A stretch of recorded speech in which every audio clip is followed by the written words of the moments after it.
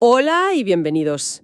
Hoy nos vamos a sumergir en un análisis geopolítico que plantea una pregunta, una pregunta realmente seria. Muy seria, sí. Si Rusia decidiera actuar militarmente contra Europa, la gran pregunta es ¿cómo y por dónde lo haría? Para explorarlo nos vamos a apoyar en un artículo de la revista El Gran Continent, que la verdad desglosa los posibles escenarios estratégicos con un nivel de detalle fascinante. Y que quede claro desde el principio, nuestro objetivo aquí no es ser alarmistas, sino entender las complejidades del pensamiento estratégico moderno. Exacto. De hecho, lo primero que sugiere el análisis es que debemos aparcar la idea de una invasión a gran escala, al estilo clásico. Sí, al estilo del siglo XX. Eso es. Y centrarnos en algo mucho más sutil, las vulnerabilidades específicas de Europa. Justo. La pregunta de fondo que recorre todo el texto es si un futuro conflicto sería, bueno, una guerra de maniobras y frentes, de tanques cruzando fronteras. Lo que todos tenemos en mente. Eso es. O si sería algo completamente distinto, algo adaptado al siglo XXI. El artículo no da una única respuesta, sino que explora varias hipótesis. Varios escenarios. Varios escenarios, sí. Sobre frentes geográficos, sobre tácticas que van desde la guerra híbrida hasta la presión económica, la fractura social. Es como un mapa de las debilidades europeas vistas desde una perspectiva, digamos, antagónica. Pues con ese mapa sobre la mesa vamos a desgranar este análisis. El punto de partida, como decíamos, ya es rompedor. El artículo argumenta con mucha fuerza que la idea de una invasión masiva y total es poco probable. Demasiado costosa, demasiado arriesgada. Sí, y en su lugar introduce un concepto que es clave para todo lo demás, la escalada controlada. ¿A qué se refiere exactamente con eso? Pues se refiere a la capacidad de crear y gestionar crisis que se sitúen, y esto es lo importante, deliberadamente por debajo del umbral que activaría una respuesta militar unificada de la OTAN. O sea, evitar a toda costa el artículo 5. A toda costa. El análisis lo describe con una metáfora muy gráfica. Habla de una estrategia de 1000 cortes. No se busca un golpe de KO, sino una serie de acciones limitadas, puntuales, pero constantes, que están diseñadas para erosionar poco a poco. ¿El qué? La moral. La cohesión, la moral, la voluntad de respuesta de Europa. O sea, que no se trata de plantar una bandera en Berlín, sino de conseguir que Berlín, París, Roma y Varsovia no se pongan de acuerdo en nada fundamental. Has dado en el clavo, que la propia alianza se desgaste en debates internos que no acaban nunca sobre cómo responder a cada uno de esos cortes. Exacto. El objetivo principal es la fractura política, no la conquista territorial. ¿Vale? Y aquí es donde entra la herramienta por excelencia para lograrlo. El otro gran concepto del artículo, la guerra híbrida. No es un término nuevo, pero el análisis lo detalla muy bien. Las armas principales no son solo los tanques y los soldados. No. De hecho, puede que ni siquiera sean las más importantes. Hablamos de ciberataques, de desinformación. Precisamente. El texto pone ejemplos muy claros. Ciberataques masivos contra infraestructuras críticas. ¿Por ejemplo? Piensa en la red eléctrica en pleno invierno, los sistemas bancarios, la gestión del tráfico aéreo.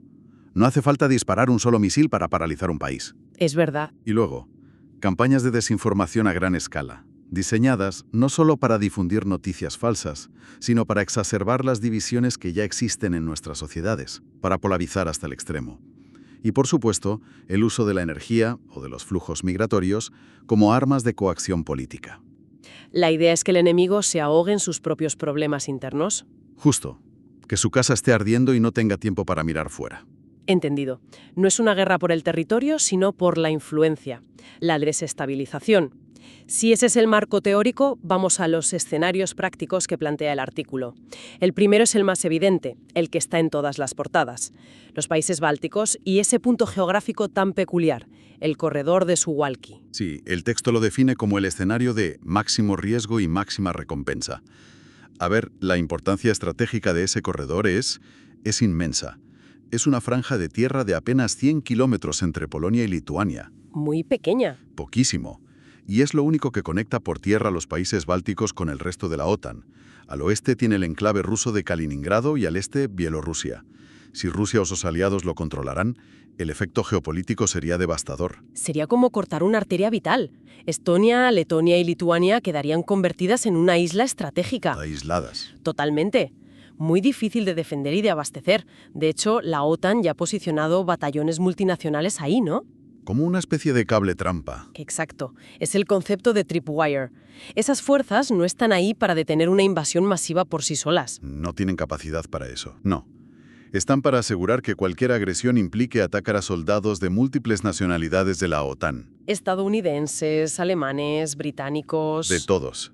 Y eso hace políticamente inevitable la activación del artículo 5.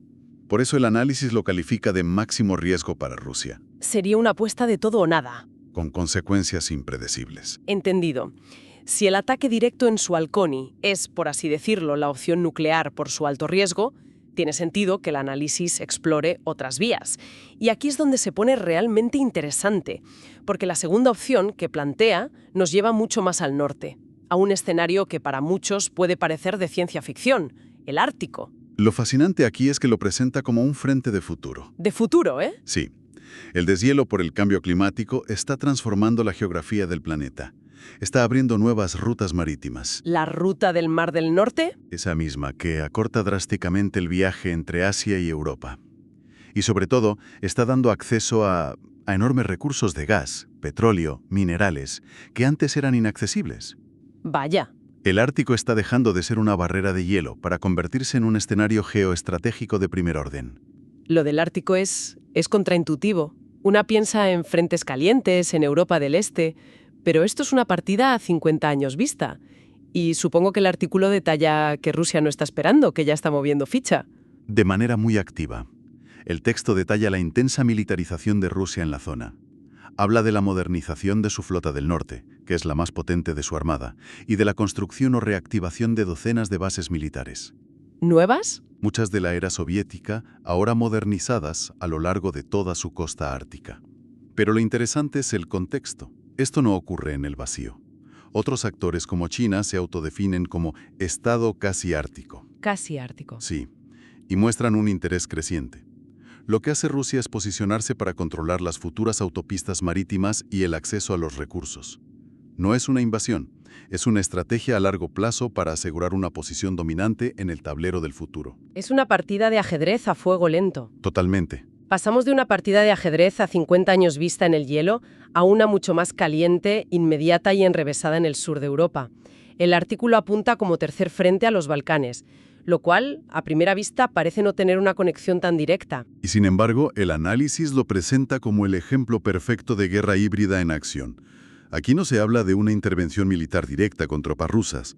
La estrategia consiste en explotar las tensiones étnicas, religiosas, políticas, que lamentablemente siguen muy vivas en la región. Sí, sobre todo en países como Serbia, Bosnia y Herzegovina. Exacto. O la relación con Kosovo. Es un polvorín que nunca se ha desactivado del todo. Pero, un momento, ¿no es un poco exagerado pensar que una campaña de desinformación en Bosnia pueda desviar la atención de la OTAN de algo tan serio como el Frente Oriental? O sea, ¿hasta qué punto es una amenaza estratégica real y no una simple molestia? Es una pregunta muy pertinente. Y la respuesta del análisis es que subestimamos el poder de la distracción. No se trata de desviar divisiones acorazadas. Se trata de absorber el recurso más escaso de Occidente, la atención política y diplomática. Ah, vale. Una crisis grave en los Balcanes obligaría a la Unión Europea y a la OTAN a invertir un capital político y unos recursos diplomáticos enormes para evitar un conflicto. Generaría titulares. Titulares, debates internos en la UE sobre quién debe liderar la respuesta, acusaciones cruzadas. En definitiva, obligaría a Europa a mirarse el ombligo, a gestionar una crisis en su propio patio trasero.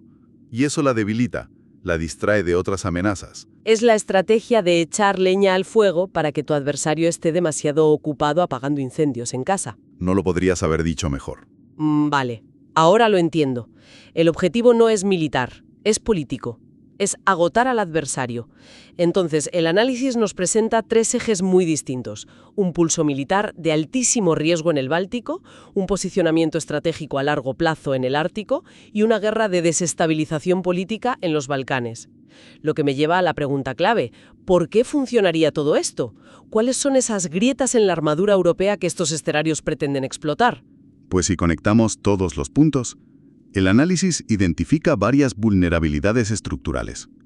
La primera, y quizás la más importante, es la falta de unidad política en la toma de decisiones, tanto en la Unión Europea como en la OTAN. Claro. Decisiones cruciales como imponer sanciones severas o una respuesta conjunta a menudo requieren unanimidad. Es como tener un coche de carreras con 27 volantes. Basta con que uno gire en la dirección contraria y el vehículo se frena. O se sale de la pista. El famoso poder de veto, que puede convertir a la organización en un gigante con pies de barro en momentos de crisis. Exacto. Y esa es una vulnerabilidad que un actor externo puede explotar, claro, ejerciendo presión sobre el eslabón que considere más débil. Otra vulnerabilidad, que el artículo menciona aunque reconoce que se ha reducido, es la dependencia energética. A pesar de los esfuerzos desde 2022. Sí, a pesar de todo sigue siendo una palanca de presión, sobre todo en invierno y sobre ciertos países de Europa Central y del Este. Pero el texto parece poner un énfasis muy especial en una vulnerabilidad más moderna y, en cierto modo, más intangible. Así es, y quizás sea la más peligrosa. La fragilidad de nuestras sociedades ante la desinformación. Y aquí hay que profundizar, porque es la clave de todo el argumento. A ver, La polarización interna, que ya existe en casi todas las democracias occidentales, es el caldo de cultivo perfecto. Las campañas de desinformación, orquestadas desde fuera, a través de redes sociales, medios afines, no inventan las divisiones. las amplifican. Las amplifican y, por así decirlo, las arman. Convierten una grieta en un abismo. Justo. Si una parte significativa de la población no confía en sus propias instituciones, en sus gobiernos, en los medios de comunicación, o si cree en narrativas que presentan al agresor como una víctima o que cuestionan las alianzas de su propio país, la voluntad política para tomar decisiones difíciles y costosas, Como aumentar el gasto en defensa. o soportar sanciones económicas, esa voluntad simplemente se evapora. La primera línea de defensa en este tipo de conflicto no es un batallón de tanques, No. es la resiliencia y la cohesión social. Y esa es la línea que está bajo ataque constante. Es una guerra que no se libra solo en el campo de batalla, sino en las pantallas de nuestros móviles y en las conversaciones de sobremesa.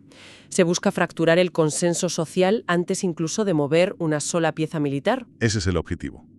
Y esa fractura, por lo que entiendo del análisis, es el objetivo final. Es el objetivo estratégico principal.